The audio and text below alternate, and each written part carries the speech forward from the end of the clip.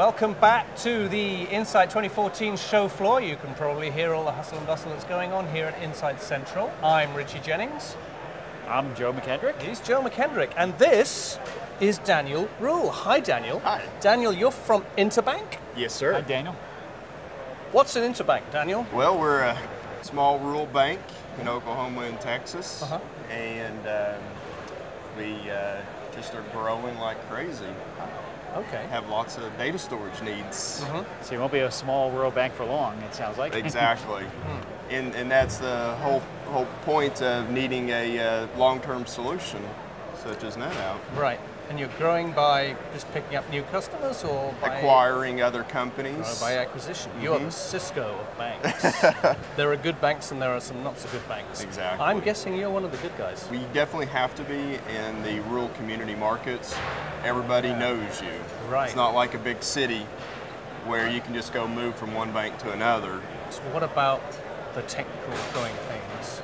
Technical growing pains is whenever we acquire banks, everyone has their own siloed systems, their own individual systems.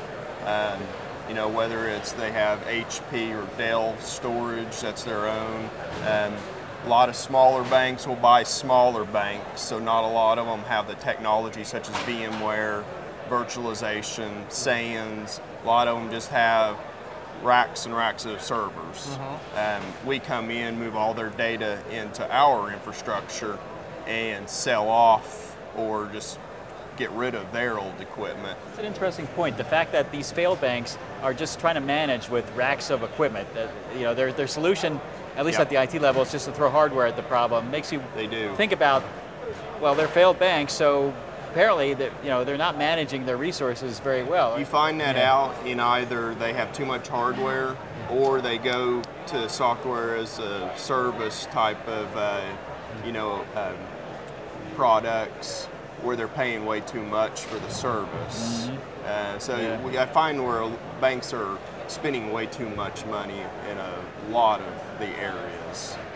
So we're able to get economies of scale by taking these banks in, and a lot of times with our existing infrastructure that we already have in place, especially with NetOut, a lot of times we can bring in banks and not even have to add any infrastructure or any cost on our side. It's already there. If we have the capacity already there. In banks, the one of the most important things is email. Everybody communicates from email. So when we buy banks, the first question I'm asked is, when can we email? Or when will they be on our email system where they're together with us? And it's like, we've got to get this stuff done quick. So anymore, I expect it and we just roll with it. And as soon as we close on a bank and sign on the dotted line, we're converting them as soon as we can. Yeah. How many of these have you done now, these mergers where you've had to pull in this, what I guess you would consider legacy? Probably a 10 or 12. Wow. So we've gone through a lot. Pretty slick by now. A lot of it is, and that's really helped us, is with our virtualization with VMware and also our NetOut. I hear you say virtualization and I hear you say data center. And I want to say, so that's a private cloud. We do host our own, as far as our network, we do host our own internal cloud for our network with all of our locations connect to. And then we host that out of several data centers that we own and operate. Everything's in-house. We operate everything internally, just so that we don't have to worry about any kind of regulatory issues. Regulation means that's a real problem for you? It can be, especially if you can't prove it out. If you can't have with 100% certainty know that it is secure, that your data is separated from everybody else's data. Where if you do have it on premise yourself, you have the guarantee that you know that that is segregated. It's in your facility, in your network, then your VLANs on your network, all that good stuff.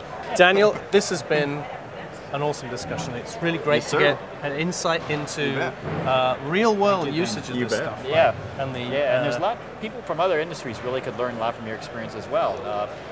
Not just banking, but mergers and acquisitions go on all the time across any type of company. Absolutely. And the easier and more efficient you can make it, the better. You guys have it down to a science. We try to.